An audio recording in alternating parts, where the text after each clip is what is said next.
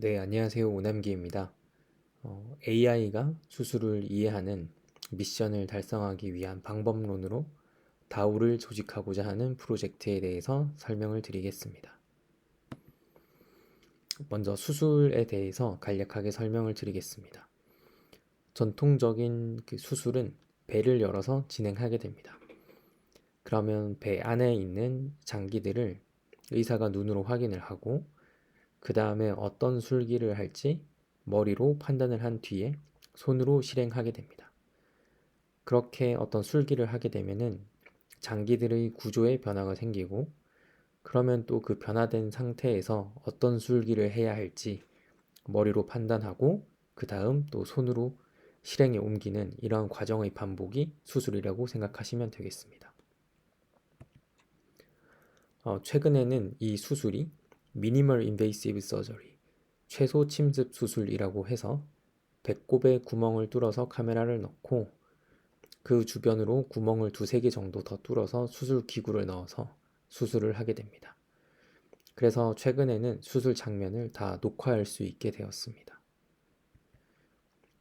과거 궤복을 해서 수술을 하든지 아니면 최근처럼 내시경을 통해서 수술을 하든지 방법만 바뀌었을 뿐이지 수술은 어쨌든 눈으로 보고 머리로 판단을 한 뒤에 손으로 술기를 시행하는 이 기본적인 흐름은 여전히 유효합니다.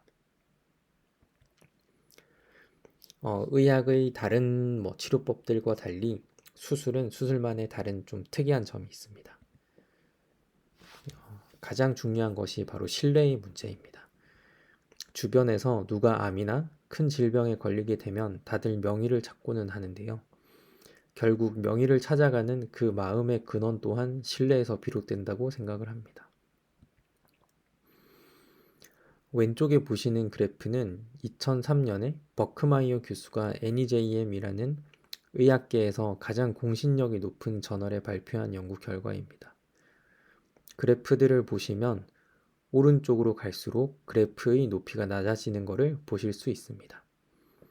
오른쪽으로 갈수록 수술하는 의사의 숙련도가 더 높고 그 수술의 결과 사망률이나 합병증의 위험이 더 낮다는 결과입니다. 이런 똑같은 버크마이어 교수가 2013년에 유사한 연구를 다시 시행을 했고 이를 NEJM에 다시 발표하게 됩니다. 10년이 지난 뒤에도 여전히 의사들의 숙련도에 따라서 합병증의 발생 빈도는 통계학적으로 유의미하게 다르다는 결과를 보였습니다. 결국 수술은 다른 치료와 달리 누가 치료를 하느냐에 따라서 그 결과에 매우 큰 차이가 발생하게 됩니다. 의사들은 아무리 나를 믿고 따르라고 주장을 하지만 사실 근본적으로 필요한 건 누구에게 수술을 받아도 신뢰의 문제 없이 좋은 결과를 이끌어내는 방법을 찾는 것이라 생각합니다. 다음은 지역적 격차의 문제입니다. 전 세계적으로 보았을 때 수술이 필요한 경우 적절한 치료를 받을 수 있는 지역과 그렇지 않는 지역 간의 격차가 있습니다. 이러한 현상은 비단 국가 간에서만 있는 것이 아니라 미국과 같은 선진국 내부에서도 존재합니다. 내가 어디에 살고 있는지에 따라서 질 높은 수술을 받을 수도 있고 그렇지 않을 수도 있다는 의미입니다. 마지막으로는 향후 미래에 수술에 투입이 되는 인적 경제적 비용과 수요는 더욱 줄로 예측이 됩니다. 하지만 이러한 미래에 기대되는 수요에 대비해서 충분히 많은 그리고 질 높은 의료를 제공할 준비가 되어 있는지 스스로에게 물어봤을 때도 쉽게 그렇다고 얘기하기 어려운 상황입니다. 저는 이러한 문제를 AI를 통해서 해결할 수 있다고 생각을 합니다. 만약 AI가 이 세상의 모든 수술을 다 배운다고 하면은 어떤 의사가 수술을 할지라도 AI가 실시간으로 수술을 내비게이션 해주면서 수준 높은 수술을 받을 수 있도록 안내해 줄 수 있습니다. 그리고 지역적으로도 실력 있는 외과 부족한 곳에서도 이러한 AI 내비게이션의 도움을 언제, 어디서든지 받을 수 있게 됩니다. 이런 AI의 도입이 환자의 안전을 위해서 필요하다는 주장은 학계에서도 힘을 얻고 있습니다. 지금 사진에서 보시는 이분이 바로 앞선 두 연구를 진행했던 그 버크마이어 교수입니다. 이분이 2020년에 외과 의사들의 커뮤니티에 고하기를 AI가 도입되면 환자의 안전을 높일 수 있음을 주장하였습니다. 그러한 이유로는 수술을 받은 환자들은 그 치료 전체 과정에 있어서 가장 중요한 순간이 바로 수술을 시행하는 바로 딱 그 시점이기에 수술 중 의사의 역량이 중요하고 이 부분에서 AI의 도움을 받을 수 있다고 얘기하고 있습니다. 그렇다면 수술과 관련된 AI 알고리즘이 현재 얼마나 발달했는지 보면 아직 매우 초기 단계에 있습니다. 의미 있는 논문들이 1년에 한 10편가량 출판이 되었다는 것을 보여주고 있고, 다음은 제가 작년 대한외과학회에서 발표했던 체계적 문헌 고찰 자료로 2012년 이후 발표된 의미 있는 연구들은 아직 36건 정도밖에 되지 않았습니다. 기존에 출간되었던 연구들을 보면은 배 안의 장기들이 무엇인지 알아맞추는 알고리즘, 그리고 수술 기구가 무엇인지 알아맞추고 또 수술 과정을 컴퓨터에게 가르쳐주는 영역으로 크게 나눠볼 수가 있었습니다. 몇 가지 연구들을 소개시켜드리면 보시는 그림과 같이 수술 영상에서 이미지를 추출해서 해부학적인 구조물들의 데이터 레이블링을 한 뒤 머신러닝을 하게 되면 보시는 사진과 같이 알고리즘이 각 해부학적 구조물들이 위치하고 있는 구역을 보여주고 있습니다. 그리고 이 알고리즘을 실제 환자를 수술하는 데 적용하는 모습을 보여주고 있습니다.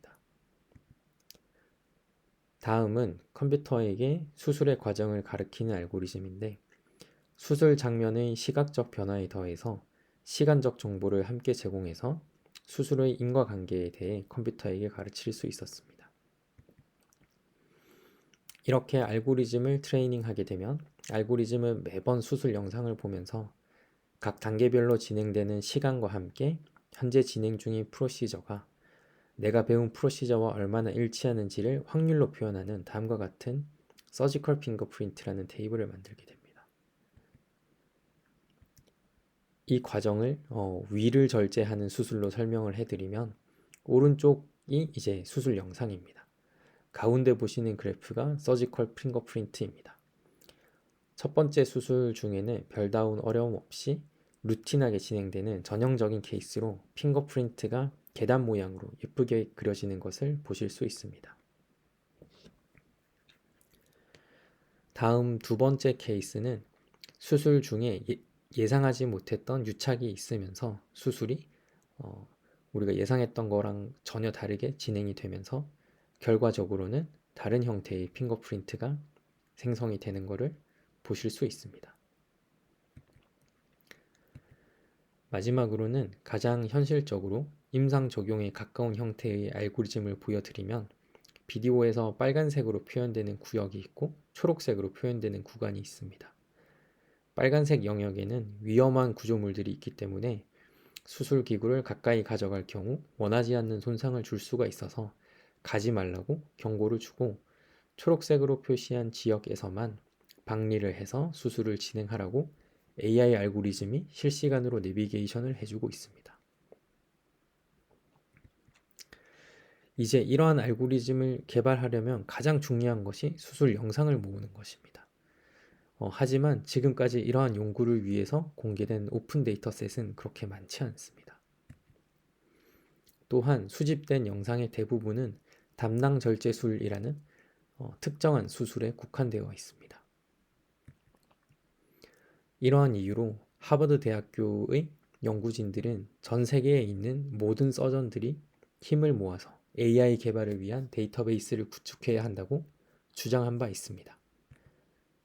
이러한 요구에 맞춰서 산업계에서는 수술 영상을 아카이빙하는 서비스를 제공하고 있습니다만 실제 그 침투율은 극도로 낮은 것이 현실입니다. 이런 한계를 보이는 이유로는 수술 영상을 녹화하고 저장하는 그 자체가 매우 귀찮은 일이기 때문입니다. 그리고 그 영상을 저장하는 장치도 있어야 하고 또 비디오 녹화와 소유에 대한 법적, 윤리적인 틀이 아직 마련되어 있지 않은 것도 영향을 미친다고 생각을 합니다. 그렇기 때문에 이러한 흐름에 많은 의사들을 동참하게끔 하기 위해서는 상당한 동기부여와 인센티브 구조가 반드시 필요합니다. 그리고 수술 영상을 확보한다고 해도 그 다음 데이터 레이블링 과정은 더 힘듭니다. 이 과정에는 숙련된 외과 의사들이 참여해야 하고 이들이 이 과정에 참여하는 시간을 비용으로 환산한다면 상당히 많은 비용이 들어가게 됩니다. 그리고 그 과정 또한 거의 노가다에 가깝습니다. 그렇기 때문에 이 과정에 참여를 독려하기 위해서도 인센티브 구조는 필요합니다. 즉 수술 영상을 모으고 데이터 레이블링을 하는 과정을 위해서는 여기에 참여하는 참가자에게 강력한 동기부여를 위한 장치가 반드시 필요하다고 생각합니다. 그래서 이 과정에 토큰 이코노미를 도입하고 다오의 형태로 가버넌스를 가지는 참여자들이 자율적으로 개인의 이익을 극대화를 추구할 수 있는 조합 형태의 조직을 구성하는 것을 생각해 보았습니다. 인공지능이 수술을 한다는 전체 과정을 하나씩 살펴보면 먼저 실제 수술을 녹화하고 아카이빙하는 과정이 필요합니다. 그 뒤에 가상의 세계에 구축된 빅데이터를 레이블링을 하고 AI 분석이 이뤄지게 되면 수술을 이해하는 AI 모델을 만들 수 있습니다. 그리고 마지막으로는 이 AI 모델이 실시간으로 인간 의사에게 수술을 내비게이션 해주면서 실제 수술을 진행하게 됩니다. 각 과정에 참여하는 주체들을 보면 실제 수술을 녹화하고 아카이빙하는 과정에서는 의사들이 참여하고 다음 데이터 레이블링과 인공지능 알고리즘 분석에서는 AI 엔지니어가 참여하게 됩니다. 그리고 이 모델이 실제 수술에 되는 과정에는 환자와 의사가 있습니다. 이 전체 흐름에 토큰 이코노미를 도입하게 되면 참여하는 의사와 AI 엔지니어는 각 과정에서 기여하는 만큼 토큰으로 보상을 받게 됩니다. 그리고 이 알고리즘을 이용해서 수술을 하게 되면 환자 또는 의사가 토큰으로 이용료를 지불하는 구조를 만들 수 있게 됩니다. 이러한 큰 흐름으로 서지컬 AI의 달성을 위해서 다오와 토큰 이코노미라는 방법론을 도입하는 프로젝트에 대해서 설명드렸습니다. 구체적인 토큰 이코노미에 대해서는 앞으로 추후에 다시 설명해 드릴 수 있는 기회가 있을 걸로 생각이 됩니다. 네, 이상입니다.